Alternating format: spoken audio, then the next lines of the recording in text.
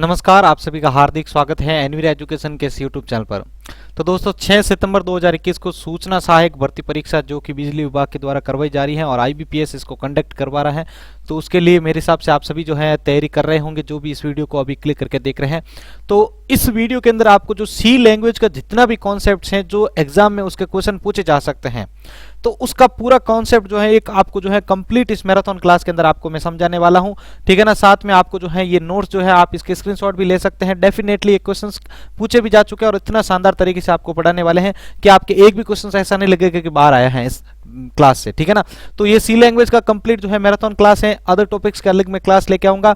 तो ये वीडियो अच्छा लगे तो इसको लाइक कीजिएगा, अपने दोस्तों के साथ इसको शेयर भी जरूर कीजिएगा, ठीक है। तो शुरू करते हैं आज के इस वीडियो को। तो सबसे पहले मैं जो है सी लैंग्वेज का इंट्रोडक्शन और उसके हिस्ट्री से संबंधित जो है टॉपिक्स के ऊपर डिस्कस करना चाहूंगा साथियों, ठीक है ना। तो सबसे पहले सी लैंग्वेज का और जो हिस्ट्री है वो देख लेते हैं। तो बड़े ही सिंपल से शब्दों के अंदर देख लीजिए, सी लैंग्वेज जो है, सी प्रोग्रामिंग लैंग्वेज जो है उसे, सी प्रोग्रामिंग लैंग्वेज को देखिए, एक मिनट यहां पर इसको सेलेक्ट कर लेते हैं मार्कर को। देखिए अब यहां पर ध्यान से समझिएगा इस चीज को आप। सी प्रोग्रामिंग लैंग्वेज जो है उसे बेल लैब के अंदर, कहां पर, बेल लैब, ठीक है ना, बेल लैब के अंदर सन 1972 में, ठीक है ना, सन 1972 में डेनिस रिची के द्वारा बनाया गया था, ठीक है ना। सन 1972 में बेल लैब के अंदर डेनिस रिची के द्वारा जो है सी लैंग्वेज का आविष्कार किया गया था। अब देखिए सी लैंग्वेज के बारे में, अब ये तो हिस्ट्री का जो पॉइंट था वो हो गया है कि बेल लैब के अंदर इसको बनाया गया था। बनाया किसके द्वारा गया था, डेनिस रिची के द्वारा। जो आपको यहां पर ये पिक्चर दिख रहा है, इनका नाम है आपके डेनिस रिची, ठीक है ना, डेनिस रिची। डेनिस रिची के द्वारा सन 1972 के अंदर जो है सी प्रोग्रामिंग लैंग्वेज का आविष्कार हुआ था। सी लैंग्वेज जो है वो बेस्ड है किसके ऊपर, बी लैंग्वेज के ऊपर। किसके ऊपर है, बी लैंग्वेज के ऊपर। देखिए यहां पर ये समझते रहिए आप, बी लैंग्वेज जिसको BCPL, ठीक है ना। इस BCPL का फुल फॉर्म देखिए आप, बेसिक कंबाइंड प्रोग्रामिंग लैंग्वेज, ठीक है ना, बेसिक कंबाइंड प्रोग्रामिंग लैंग्वेज भी कहा जाता है इसे, ठीक है ना। अब देखिए सी लैंग्वेज का जो मेजर प्रोग्राम यानी जो सबसे पहला प्रोग्राम था वो था आपके यूनिक्स का। किसका था, यूनिक्स का। यूनिक्स ओएस यूनिक्स ओएस के बारे में तो आप सभी ने सुन रखा होगा, ठीक है ना। यूनिक्स ऑपरेटिंग सिस्टम जो है वो सबसे पहले जो है BCPL यानी बी लैंग्वेज जो है उसके अंदर लिखा गया था, लेकिन उसके अंदर बहुत सारी कमियां हुई, इसलिए इस प्रोग्राम को पुनः, ठीक है ना, इस ओएस का जितना भी प्रोजेक्ट है, जितना भी प्रोग्राम है, पुनः जो है सी लैंग्वेज के अंदर लिखा गया था। इसलिए यूनिक्स ओएस जो है उसका मेजर प्रोग्राम माना जाता है सी लैंग्वेज का, ठीक है। अब देखिए सी लैंग्वेज ज्यादा पॉपुलर क्यों है, इसको एवरग्रीन लैंग्वेज भी कहा जाता है, ठीक है ना, क्योंकि आज भी अगर आप सर्च करेंगे टॉप मोस्ट प्रोग्रामिंग लैंग्वेज तो उसमें सी और C++ जैसी लैंग्वेज है उनका नाम सबसे ऊपर आता है, ठीक है ना। तो रीजन यही है कि एक बहुत ही शानदार लैंग्वेज है, ये आपके जो है सिस्टम इंडिपेंडेंट लैंग्वेज है, ठीक है ना। अभी मैं इसके सारे टॉपिक्स के बारे में डिस्कस करूंगा। तो यहां पर हिस्ट्री के रूप में आपको यही पॉइंट याद रखने हैं। सबसे पहला कि सी लैंग्वेज जो है वो बेल लैब्स के अंदर बनी है, ठीक है ना। सी लैंग्वेज जो है वो बेल लैब्स के अंदर 1972 के अंदर बनी है। बनाने वाले कौन थे, इसका आविष्कार करता है वो है डेनिस रिची, ठीक है ना। सी लैंग्वेज जो है वो एक बेस लैंग्वेज है, ठीक है ना। सी लैंग्वेज की जो बेस लैंग्वेज वो बी लैंग्वेज यानी BCPL लैंग्वेज है, ठीक है ना। और सी लैंग्वेज का मेजर प्रोग्राम है आपके यूनिक्स ऑपरेटिंग सिस्टम का। अब आते हैं हम इसके इंट्रोडक्शन के बारे में। तो देखिए सबसे पहला पॉइंट आपके सामने मैं डिस्कस करना चाहूंगा, देखिए यहां पर, ठीक है। मैं इसका जो है स्क्रीनशॉट लेने का भी आपको टाइम दूंगा वैसे। तो देखिए सी लैंग्वेज के अंदर आपको इसके जो इंट्रोडक्शन है उसके बारे में देखिए आप पॉइंट हम डिस्कस करते हैं यहां पर। तो देखिए सबसे पहला पॉइंट जो मैं आपके सामने रखने चाहूंगा वो है, देखिए आपके सी एक एवरग्रीन प्रोग्रामिंग लैंग्वेज है। एवरग्रीन प्रोग्रामिंग लैंग्वेज जो है सदाबहार लैंग्वेज यानी जो हमेशा से चलती आई और चलती रहेगी। मतलब इस बेस को, ये लैंग्वेज जो है सभी लैंग्वेज की बेस लैंग्वेज भी कही जाती है। अगर कहा जाता है ना कि अगर आपको सी और C++ प्रोग्रामिंग लैंग्वेज अच्छे से चलाना आ गया, सीख गए आप, तो आसानी से जितनी भी प्रोग्रामिंग लैंग्वेज उसको आसानी से आप हैंडल कर सकते हैं, मैनेज कर सकते हैं। अब देखिए सबसे पहला पॉइंट जो बनता है सी लैंग्वेज के बारे में वो ये होता है कि सी लैंग्वेज जो है आपके एक प्रोसीजरल, ठीक है ना, प्रोसीजरल ओरिएंटेड लैंग्वेज, ठीक है ना। सी लैंग्वेज जो है एक प्रोसीजरल ओरिएंटेड लैंग्वेज, जिसको आप शॉर्ट में पॉप भी कह सकते हैं, ये जो है सी लैंग्वेज है, ठीक है ना। सी लैंग्वेज एक प्रोसीजरल ओरिएंटेड लैंग्वेज है। अब प्रोसीजरल ओरिएंटेड लैंग्वेज क्या है भाई? प्रोसीजरल ओरिएंटेड लैंग्वेज जो होती है इसके बारे में थोड़ा सा जान लीजिए। प्रोसीजरल ओरिएंटेड लैंग्वेज जो होती है वो आपके सबसे पहला पॉइंट ध्यान रखिएगा, आपके ये टॉप डाउन अप्रोच को फॉलो करती है, ठीक है ना। टॉप डाउन अप्रोच को ये फॉलो करती है, मतलब आपके सी के अंदर जो प्रोग्राम लिखा आता है उसके अंदर जैसे ये प्रोग्राम लिखा गया है तो ये इसको सिंटैक्स को जो है ऊपर से नीचे की ओर पढ़ता है, ठीक है ना। ये ऊपर से नीचे की ओर पढ़ता है। और आपने सुन रखा होगा सी प्लस प्लस, तो उसका भी यहां पर देखिए सी प्लस प्लस जो है वो आपके ऑब्जेक्ट ओरिएंटेड प्रोग्रामिंग लैंग्वेज है, जिसको उप्स कहा जाता है, जिसमें जो प्रोग्राम का जो सिंटैक्स होता है, ठीक है ना, ये प्रोग्राम को सिंटैक्स है, इसको बॉटम टू टॉप की और इसको जो है बॉटम टॉप जो अप्रोच होती है वो फॉलो करती है उप्स, जबकि पॉप जो होती है वो टॉप डाउन अप्रोच को फॉलो करती है, मतलब प्रोग्राम जो होता है ऊपर से नीचे की ओर इसके अंदर पढ़ा जाता है। दूसरा इस प्रोसीजरल ओरिएंटेड लैंग्वेज के अंदर और देखिए पॉइंट कि इसके अंदर जो प्रोग्राम होता है वो बहुत ही सारे फंक्शंस के अंदर डिवाइड होता है, ठीक है ना। इसके अंदर जो है बहुत ही सारे फंक्शंस के अंदर ये डिवाइड होता है, यानी इसके अंदर जो फंक्शंस होते हैं उसको ज्यादा वरीयता दी जाती है। लेकिन जो उप्स होता है इसके अंदर जो है ज्यादा वरीयता किसको दी जाती है? ऑब्जेक्ट को दी जाती है। किसको दी जाती है? ऑब्जेक्ट को जो है वो ज्यादा वरीयता दी जाती है। तो सबसे पहला पॉइंट यहां पर आपको क्लियर हुआ होगा साथियों, सी लैंग्वेज जो है वो प्रोसीजरल ओरिएंटेड लैंग्वेज है, जिसमें क्या होता है कि आपके जो प्रोग्राम होता है वो टॉप डाउन अप्रोच को फॉलो करता है, मतलब प्रोग्राम जो लिखा गया है आपकी सी प्लस प्लस में, ठीक है ना, ऊपर हेडर फाइल है, नीचे फंक्शंस है, नीचे प्रोग्राम का सब प्रोग्राम का पार्ट है, तो उसको ऊपर से नीचे की ओर ये पढ़ता हुआ आएगा। लेकिन सी प्लस प्लस के अंदर आप ध्यान रखिएगा जो प्रोग्राम होता है वो नीचे से ऊपर की ओर पढ़ा जाता है। सी अब जो ये प्रोसीजरल है इसके अंदर फंक्शंस को ज्यादा वरीयता दी जाती है, जो प्रोग्राम होता है कंप्लीट वो फंक्शंस के अंदर डिवाइडेड होता है, ठीक है। तो यहां पर ये आपको समझ में आ चुका होगा। अब दूसरा पॉइंट देखते हैं सी का, ठीक है ना। इंट्रोडक्शन पढ़ रहे हैं अभी हम, ठीक है ना। इंट्रोडक्शन से भी बहुत सारे क्वेश्चंस आपके आने के चांसेस बन रहे हैं एग्जाम के अंदर, ठीक है ना। वैसे पूछते हुए आए हैं, लेकिन अभी जो है यहां पर दूसरा वापस देखते हैं हम पॉइंट यहां पर क्या बनता है। तो देखिए अब दूसरा पॉइंट यहां पर समझिएगा, सी जो है इसको देखिए, सी प्रोग्रामिंग को सिस्टम इंडिपेंडेंट या हार्डवेयर, ठीक है ना, सिस्टम इंडिपेंडेंट या हार्डवेयर इंडिपेंडेंट।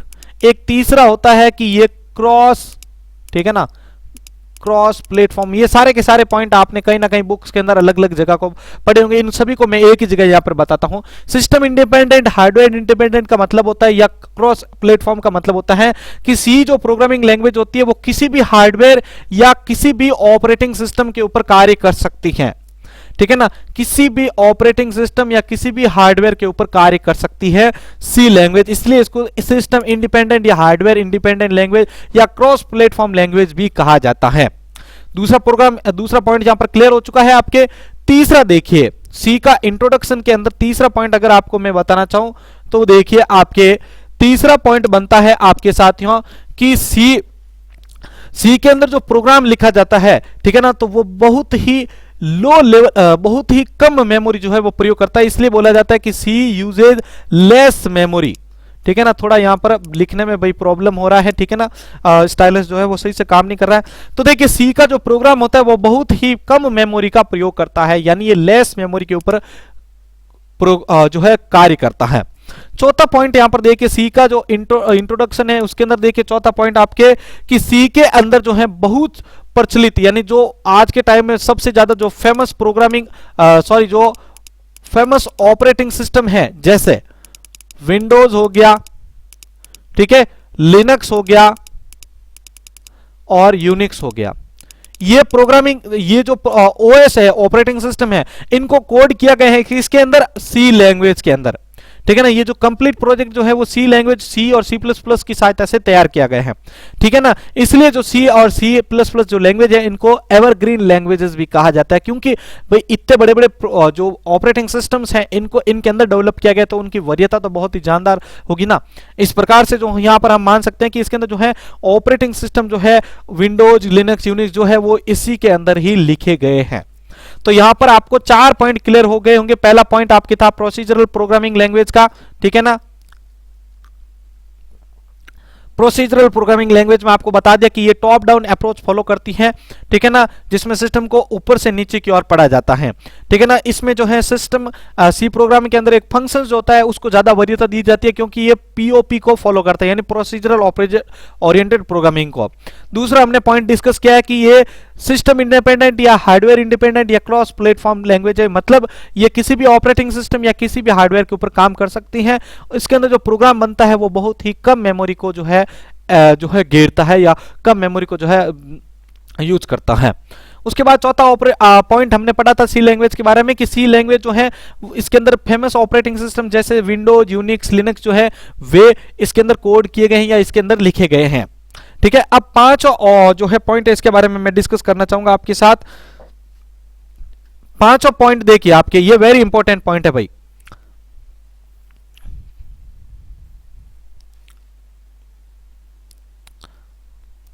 तो देखिए अब 5वां पॉइंट हम यहां पर डिस्कस करते हैं साथियों। तो 5वां पॉइंट कौन सा होता है? तो 5वां पॉइंट बनता है आपके कि सी लैंग्वेज जो है, सी लैंग्वेज जो है इसके अंदर जो प्रोग्राम बनता है, अब देखिए भाई किसी भी सॉफ्टवेयर में जब कोई फाइल क्रिएट होती है उसको हम सेव करते हैं तो उस फाइल का एक एक्सटेंशन होता है। एक्सटेंशन आपको क्या शो करता है कि ये प्रोग्राम या ये सॉफ्टवेयर या ऐप या कुछ भी है ये किसके थ्रू बनाया गया या किस सॉफ्टवेयर का यूज करके बनाया गया है। तो सी प्रोग्रामिंग लैंग्वेज के अंदर जो फाइल बनती है तो उसका एक्सटेंशन क्या होता है? वेरी इंपॉर्टेंट क्वेश्चन है साथियों, ठीक है ना। तो सी प्रोग्रामिंग के अंदर जो सी लैंग्वेज के अंदर जो प्रोग्राम बनता है उसका एक्सटेंशन होता है आपके .c।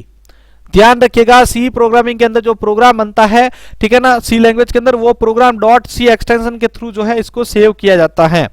आगे देखिए लास्ट पॉइंट इस इंट्रोडक्शन से संबंधित हम डिस्कस करना चाहेंगे यहां पर, जो है आपके सी प्रोग्रामिंग, सी लैंग्वेज के अंदर जब भी कोई प्रोग्राम लिखा जाता है तो वो 2 स्टेप्स को फॉलो करता है। कितने स्टेप्स को फॉलो करता है? ये 2 स्टेप्स को फॉलो करता है।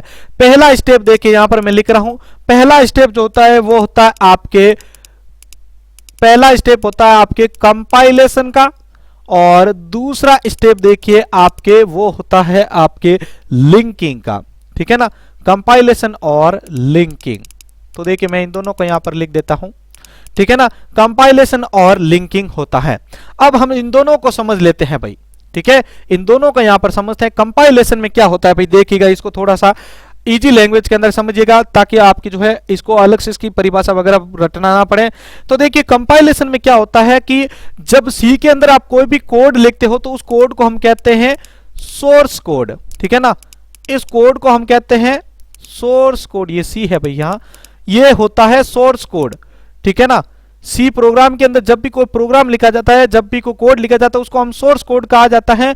तो कंपाइलेशन क्या करता है, इस सोर्स कोड को आपके ऑब्जेक्ट कोड में कन्वर्ट करता है, ठीक है ना, सोर्स कोड को जो है आपके ऑब्जेक्ट कोड के अंदर कन्वर्ट करता है कंपाइलेशन प्रोसेस। तो ये आपके पॉइंट यहां पर क्लियर हो चुका है कंपाइलेशन का। अब आते हैं लिंकिंग क्या होता है। तो लिंकिंग में क्या होता है कि आपका जो ऑब्जेक्ट कोड होता है, ठीक है ना, ये आपका ऑब्जेक्ट कोड हो गया, इसके साथ जो नेसेसरी हेडर फाइल्स होती है उसको लिंक किया जाता है। इस लिंक करने के साथ ही इनको जो है एक एग्जीक्यूटेबल कोड भी बनाया जाता है, ठीक है ना, इसको एग्जीक्यूटेबल कोड भी बनाया जाता है लिंकिंग प्रोसेस के अंडर। तो दोनों को मैं वापस यहां पर रिपीट करना चाहूंगा। पहला पॉइंट था आपके कंपाइलेशन का। तो कंपाइलेशन में क्या होता है कि जो आपके सी के अंदर आप प्रोग्राम लिखते हो, उस कोड लिखते हो, उसको हम सोर्स कोड बोलते हैं। उस सोर्स कोड को ऑब्जेक्ट कोड में कौन बदलता है? आपके कंपाइलर, ठीक है ना। उसके बाद देखिए लिंकिंग क्या होता है, लिंकिंग के अंदर जो ऑब्जेक्ट कोड होता है उसको लिंक कोड के अंदर कन्वर्ट किया जाता है, उसके साथ लिंक किया जाता है। जैसे आपने कोड लिख दिया है, ठीक है ना, कोड लिखा है और ऊपर आपने कोई हेडर फाइल यूज की है, तो इस हेडर फाइल को इनके साथ लिंक करने का काम लिंकिंग के थ्रू किया जाएगा। तो आई होप आपको यहां पर हिस्ट्री और इंट्रोडक्शन बहुत ही शानदार तरीके से समझ में आ चुका होगा। अब इसका हम क्विक एक बार वापस रिपीटेशन ले लेते हैं भाई। मैं इसलिए आपका जो है थोड़ा सा टाइम लेना चाहूंगा ताकि आपको याद हो जाए। सी प्रोग्रामिंग लैंग्वेज जो है भाई आपके 1972 में, ठीक है ना, 1972 1972 के अंदर जो है बेल लैब के अंदर जो है लिखी गई थी, या बेल लैब के अंदर इसका आविष्कार किया गया था। आविष्कारकर्ता कौन थे? आपके डेनिस रिचे, ठीक है, डेनिस रिची के थ्रू जो है ये प्रोग्रामिंग लैंग्वेज लिखी गई थी 1972 के अंदर बेल लैब्स के अंदर, ठीक है। अब आगे देखिए यहां पर आपके इससे ज्यादा जो है हिस्ट्री का कोई पॉइंट नहीं पूछा जाता है। अब देखिए सी लैंग्वेज जो है वो बेस लैंग्वेज, ठीक है ना, सी लैंग्वेज की बेस लैंग्वेज कौन सी लैंग्वेज कही जाती है? बी लैंग्वेज या BCPL लैंग्वेज, जिसका फुल फॉर्म मैंने यहां पर आपको इंडिकेट किया, बेसिक कंबाइंड प्रोग्रामिंग लैंग्वेज, ठीक है। अब इसका इंट्रोडक्शन देखते हैं तो देखिए सी एक प्रोसीजरल प्रोग्रामिंग लैंग्वेज है। कौन सी लैंग्वेज है? Procedural programming language. अब आपको पूछा जाता है कि प्रोसीजरल प्रोग्रामिंग लैंग्वेज क्या होता है भाई? तो प्रोसीजरल प्रोग्रामिंग लैंग्वेज के अंदर जो है प्रोग्राम की टॉप डाउन अप्रोच होती है वो फॉलो की जाती है। मतलब प्रोग्राम को जो है टॉप टू अप की ओर जो है पढ़ा जाता है, मतलब ऊपर से नीचे की ओर से, टॉप डाउन यानी अब टॉप टू डाउन की ओर इसको जो है पढ़ा जाता है। साथ ही इसके अंदर जो है फंक्शंस को ज्यादा महत्वपूर्ण पॉइंट माना जाता है, यानी जो फंक्शंस होता है उसको ज्यादा इंपॉर्टेंस दिया जाता है। प्रोग्राम जो होता है वो बहुत सारे फंक्शंस के अंदर डिवाइड किया जाता है। इसी के साथ अगर आपको एक थोड़ा सा पॉइंट साथ में एक्स्ट्रा है, पॉप और ऑप होता है, ठीक है ना, पॉप और ऊप्स। तो ऊप्स होता है ऑब्जेक्ट ओरिएंटेड प्रोग्रामिंग, ऊप्स जो है वो आपके सी के अंदर है, सॉरी C++ जो है वो ऊप्स को फॉलो करती है, ऑब्जेक्ट ओरिएंटेड, यानी सी के अंदर आपके फंक्शंस को ज्यादा वरीयता दी जाएगी और C++ के अंदर जो है ऑब्जेक्ट को ज्यादा वरीयता दी जाएगी। दूसरा मैंने यहां पर आपको बताया कि सी के अंदर जो प्रोग्राम लिखा जाता है वो बहुत ही कम मेमोरी का प्रयोग किया करता है, यानी चाहे पॉप बोलो चाहे सी लैंग्वेज बोलो, दोनों यहां पर सेम बता रहा हूं मैं। और यहां पर एक और पॉइंट था कि ये एक सिस्टम इंडिपेंडेंट, हार्डवेयर इंडिपेंडेंट और क्रॉस प्लेटफॉर्म लैंग्वेज है। मतलब ये किसी भी हार्डवेयर या किसी भी ऑपरेटिंग सिस्टम के ऊपर यूज की जा सकती है, चाहे वो यूनिक्स हो, लिनक्स हो या आपके विंडोज ऑपरेटिंग सिस्टम हो। अब देखिए आपके कि सी जो है एक सी के अंदर, सी लैंग्वेज जो है इसके अंदर फेमस ऑपरेटिंग सिस्टम जैसे विंडोज, यूनिक्स और लिनक्स जो है वो कोड किए गए हैं, लिखे गए हैं, ठीक है। तो यहां पर आपको ये पॉइंट क्लियर हो चुका होगा। उसके बाद देखिए आपके सी लैंग्वेज जो है उसके अंदर बनी फाइल का एक्सटेंशन क्या होता है? .c होता है। अब देखिए सी का जो प्रोग्राम होता है या सी लैंग्वेज जो होती है वो 2 स्टेप्स वेरिफिकेशन फॉलो करती है, मतलब कंपाइलेशन एंड लिंकिंग। कंपाइलेशन में क्या होता है कि जो सोर्स कोड, मतलब जो सी लैंग्वेज के अंदर आप कोड लिखते हो, जैसे एज इंक्लूड हो गया, उसके बाद वो फंक्शन आ गए, आपके मेन प्रोग्राम हो गया, तो ये जो कोड लिखाता है इसको हम सोर्स कोड के रूप में जानते हैं। इस सोर्स कोड को आपके जो है ऑब्जेक्ट कोड में कन्वर्ट करने का काम करता है कंपाइलेशन। ये जब ऑब्जेक्ट कोड में कन्वर्ट होगा तभी तो ये एग्जीक्यूट होगा। अब एग्जीक्यूट के लिए आपको आ जाना है लिंकिंग में। तो लिंकिंग क्या करता है? इस ऑब्जेक्ट कोड को आपके एग्जीक्यूटेबल कोड में कन्वर्ट करता है, लिंकिंग प्रोसेस। अब इसके अंदर लिंकिंग के अंदर एक और प्रोसेस होता है जो आपकी हेडर फाइल होती है, उसको भी लिंक किया जाता है इस कोड के साथ, ठीक है ना। तो यहां पर आपका इंट्रोडक्शन का जो पार्ट था वही वो यहां पर जो है क्लियर हो चुका है। बहुत ही शानदार तरीके से सारे नोट्स तैयार किए थे साथियों, ठीक है ना। अब यहां पर आपका कोई क्वेश्चन है तो जल्दी से आप कमेंट बॉक्स में लिख दीजिए। उसके बाद हम सी का सिंटैक्स देख लेते हैं भाई। सी के सिंटैक्स के बारे में देख लेते हैं, एक बार आप सभी जो है याद कर लीजिए इसको, ठीक है। अगर आपको समझ में नहीं आया तो इसको वापस वीडियो को रिवाइंड कीजिएगा। मैं कहता हूं कि 100% ये सारे क्वेश्चंस आपको याद हो जाएंगे। अब आ जाता हूं मैं यहां पर आपके सी के सिंटैक्स के बारे में। सिंटैक्स मतलब सी के अंदर जो प्रोग्राम होता है वो किस मेथड का प्रयोग करके लिखा जाता है या किस प्रकार लिखा जाता है, उसको हम सिंटैक्स मान सकते हैं। तो देखिए सबसे पहले मैंने यहां पर लिखा है हैश इंक्लूड stdio.h, ठीक है ना। यहां पर ये ऑफ होना भूल गए हैं, ठीक है ना, ये डॉट नहीं है, यहां पर ये वाला सिंबल है, ठीक है ना। हैश इंक्लूड stdio.h, ये क्या है भाई? हेडर फाइल सेक्शन है, ठीक है ना। ये क्या है? आपके हेडर फाइल सेक्शन है। इसको यहां पर मैं साथ साथ में इंडिकेट भी करूंगा, ये हेडर फाइल है। हेडर फाइल क्या होती है भाई? अब यहां पर देखिए आप डॉट एच के थ्रू इसको मैंने इंडिकेट तो कर दिया है, हेडर फाइल लिख दिया है। ये हेडर फाइल क्या होता है? हेडर फाइल एक ऐसा स्थान होता है जहां पर आप जो कोड करने वाले हो या कोड करने के दौरान जो आप फंक्शंस यूज करने वाले हो उन फंक्शंस को स्टोर किया जाता है इन हेडर फाइल्स के अंदर। मान लीजिए आप जिस कॉलेज या जिस स्कूल के अंदर जा रहे हैं वहां पर एक लाइब्रेरी है, ठीक है ना। उस लाइब्रेरी में आपके अलग अलग रूम्स हैं, ठीक है ना। जैसे साइंस की बुक्स आपको पढ़नी है तो आपको इस रैंक या इस रूम के अंदर जाना पड़ेगा, ठीक है ना। या आपको या स्कूल के अंदर आपकी लैब्स देख रही है क्योंकि आपने कि आपको साइंस के प्रैक्टिकल करने हैं तो आपकी साइंस की लैब में जाना होगा। बायोलॉजी की अलग होगी आपके, और कंप्यूटर की अलग होगी। कंप्यूटर के अंदर भी फंडामेंटल की जैसे अलग बना नहीं, प्रोग्रामिंग की अलग बना रखी होगी, रोबोटिक्स की अलग बना रखी होगी। तो इन सभी का एक अलग अलग सेक्शन होता है, ठीक है ना। लाइब्रेरी में क्या होता है कि अलग अलग बुक्स जो होती है वो अलग अलग रैक वाइज रखी जाती हैं, जिसमें आप देखोगे कि ए वाली रैक है उसके अंदर साइंस की सारी बुक्स है, बी वाले के अंदर राजस्थान जीके की है, सी के अंदर आपके इंडियन हिस्ट्री के है, डी के अंदर कंप्यूटर के फंडामेंटल्स की है, एफ के अंदर कंप्यूटर के प्रोग्रामिंग लैंग्वेज की बुक्स रखी है। तो इन सभी को अलग अलग आपके रैंक के अनुसार इनको वर्गीकृत किया हुआ है। तो हेडर फाइल भी क्या होती है कि इसके अंदर बहुत सारी फाइल्स होती है। तो इन हेडर फाइल्स के अंदर इन फंक्शंस के जो कार्य होते हैं वो निर्धारित किए होते हैं। या आपको जैसे मान लीजिए कि मैंने यहां पर ये void main फंक्शन यूज किया है या printf फंक्शन यूज किया है, तो ये सारे के सारे मैंने यहां पर stdio.h लिखा है। क्यों लिखा है? क्योंकि ये फंक्शंस जो है आपके stdio.h जो हेडर फाइल है इसके अंदर इनके कार्य निरूपित हैं। अब मैं यहां पर अगर जैसे कोई मैथ का वर्क कर रहा हूं, ऊपर मैंने मैथ की हेडर फाइल इंक्लूड नहीं की math.h, तो ये आपके प्रोग्राम कार्य ही नहीं करेगा। प्रोग्राम वहां पर आपको बोलेगा कि इसकी हेडर फाइल कहां है, या ये जो प्रोग्राम आप बना रहे हो इसका काम क्या है या इसका यूज क्या है। तो वो यूज कौन दिखाता है या कार्य का जो प्रारूप होता है वो कौन सिद्ध करता है? वो करता है हेडर फाइल सिद्ध करता है, ठीक है। तो यहां पर आपको ये समझ में आ चुका है हेडर फाइल क्या काम करता है। जो फंक्शंस या जो भी वेरिएबल्स वगैरह यूज करेंगे हम फंक्शंस वगैरह, तो उनकी जो कार्य होता है उनको कार्य को निरूपित किया जाता है हेडर फाइल्स के अंदर, ठीक है। तो आप इसको जैसे जैसे हम प्रोग्राम के अंदर आगे बढ़ेंगे सी के वीडियो के अंदर वैसे वैसे आपको जो है डीपली मैं समझाता रहूंगा। अभी आपको यहां पर समझना है कि ये पहले हेडर फाइल का सेक्शन होता है जिसमें देखिए आपके यहां पर हैश होता है। इस हैश को क्या कहते हैं भाई? इस हैश को कहते हैं प्री प्रोसेसर डायरेक्टिव।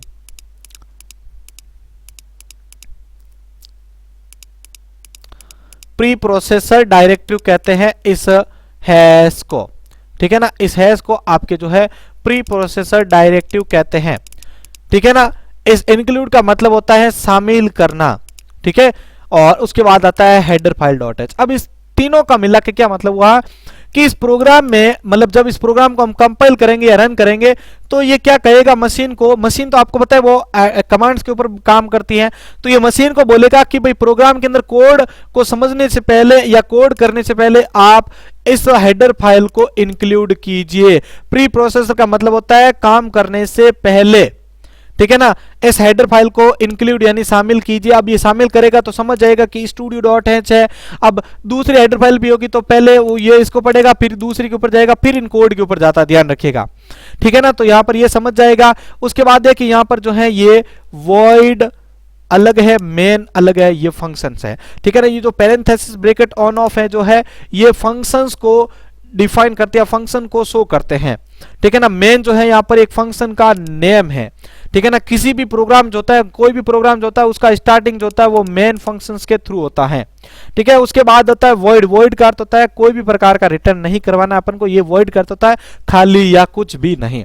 उसके बाद देखिए किसी भी प्रोग्राम के अंदर जो मेन फंक्शन होता है इसका स्टार्टिंग यहां से और एंडिंग यहां से होता है, मतलब इनके बीच में जो भी कोड लिखा जाएगा तो वो आपके पढ़ा जाएगा, बाहर जो होगा उसके अंदर एरर शो कर सकता है, ठीक है। अब यहां पर मैंने लिखा है प्रिंट एफ। प्रिंट का अर्थ होता है छापना, एफ का मतलब होता है फंक्शंस। अब ये क्या करेगा, कंसोल जो होगा आपका टर्मिनल जो होगा उसके ऊपर इस आउटपुट को छापेगा हेलो वर्ल्ड, ठीक है। तो ये होता है एक सी लैंग्वेज का बेसिक सिंटैक्स। वैसे जितना चाहे उसको हम बड़ा बना सकते हैं, लेकिन एक बेसिक तौर पर अगर आपको समझना है तो ये आपका सिंटैक्स होता है, जिसमें सबसे पहला पोर्शन होता है आपके प्री प्रोसेसर डायरेक्टरी वाला, जो क्या करता है हेडर फाइल को इंक्लूड करता है, शामिल करता है। उसके बाद आपके यहाँ पर void main यानी मेन फंक्शन को इंक्लूड करते हैं, और उसके बाद इस मेन फंक्शन के पैरेंथेसिस ब्रैकेट और ऑफ के बीच में जो भी कोड लिखा जाएगा वो उसको स्क्रीन के ऊपर शो करवाएगा या उस कोड के ऊपर वो कार्य करेगा। तो साथियों यहाँ पर हमने C++ का सिंटैक्स और इसके हिस्ट्री और प्रोग्रामिंग लैंग्वेज के ऊपर हमने डिस्कस कर लिया है। ठीक है, तो ये यहाँ पर दोनों पॉइंट्स आपको समझ में आ चुके होंगे, ठीक है ना, थ्योरी बेस्ड। अब हम आगे बढ़ेंगे सी लैंग्वेज के अंदर, और जो सी लैंग्वेज के डाटा टाइप्स, ठीक है ना, डाटा टाइप्स जो होते हैं उसके बारे में जानेंगे, टोकन्स क्या होते हैं, तो इन सभी टॉपिक्स को आगे आगे जानते हैं।